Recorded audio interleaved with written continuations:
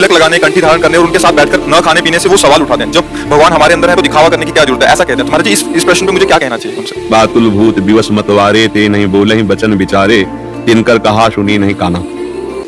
जो संसार को सत्य मानकर भोग रहे हैं, प्रपंच को प्रिय मानकर के जी रहे हैं, धोखे को जी रहे हैं। ये शरीर और जितना ये प्रतिक्षण नष्ट हो रहा है, हमें समझ में नहीं आ रहा। अब इस पे हमारी इतनी ममता हो चुकी है कि हमें लगता है मैं ही हूँ, ये लगता है मैं ही हूँ, जबकि ये शरीर है और ये नाशवान है, सब कुछ जानता। अब इसे हम कैसे समर्पित करें? जब हम तिलक लगाते हैं तो हमको ये भाव आता है कि ये शरीर भगवान के दासत्व से युक्त हो गया।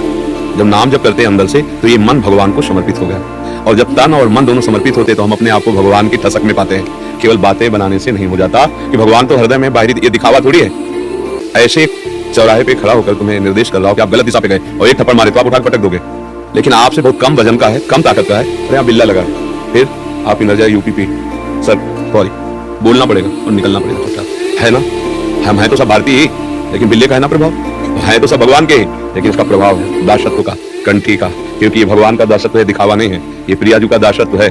अगर जिनको इस बात पर नहीं भाव, बेचारे हैं, न सत्संग सुने हैं, न धर्म जानते हैं, इसका बहुत बड़ा महत्व है। एक बार अकबर बादशाह था तो आगरे आया, उसका पूरा सम्राट था वो, तो शासन ही था, तो आगरे किसी कार्य हेतु आया अपने राज्य की वैभव के साथ। तो सब यहाँ के छोटे छोटे राजाओं को बुलाया।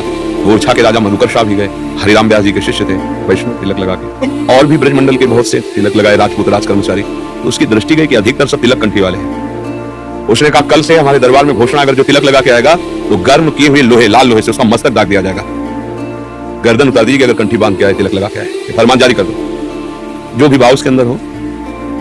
मधुकर शाह जी घर आए, उन्होंने सोचा ये हमारा तिलक तो है नहीं, प्रभु का तिलक गुरु जी ने दिया है, तो प्रभु तो अनंत लोगों के बादशाह है, इस एक मुल्क के बादशाह के हुक्म के मैं तिलक मिटा दूं उसका पालन करने के, गुरु महिमा को मिटा दूं, प्रभु के दासत्व को मिटा दूं, फिर तो इससे अच्छा मरना अच्छा है। तो अंगरखा पहन करके ऐसे जाते थे, उस दिन उतार दिया ऊपर का, नीचे की केवल धोती, कमरबंद और तलवार, यज्ञों पे 12 तिलक, बड़े बड़े लंबे तिलक, पहले तो छोटे छोटे, दिन बड़े बड़े तिलक, क्यों मरना है आज, वो मारेगा बादशाह, उसका हुक्म फरमान टाला तो मारेगा ही, उसके लिए क्या है? गए। अब वहां कोई तिलक नहीं लगा था, केवल मधुकर शाह। सबको लगा या प्राण बचाओ, तिलक लगाने से क्या है, बादशाह 2 दिन रुक चला जाएगा, फिर लगा लेंगे, चुपचाप घर में लगा लिया करेंगे बाहर। ये कमजोरी की बात है, भगवान का दासत्व किसी व्यक्ति का दासत्व है। गए, अकबर ने देखा और कहा तुमने मेरा फरमान नहीं सुना था। बोले सुना था, अब मेरी बात सुन। ऐसे ही बोले, तू है एक मुल्क का बादशाह, क्योंकि उन्होंने ठान लिया था मरना तो है, तू है एक मुल्क का बादशाह, और ये तिलक है अनंत ब्रह्मांडों के बादशाह का, और तलवार खींची जिसकी ताकत हो, मेरा तिलक तब मिटा सकता है जब मेरी गर्दन कट सकती है।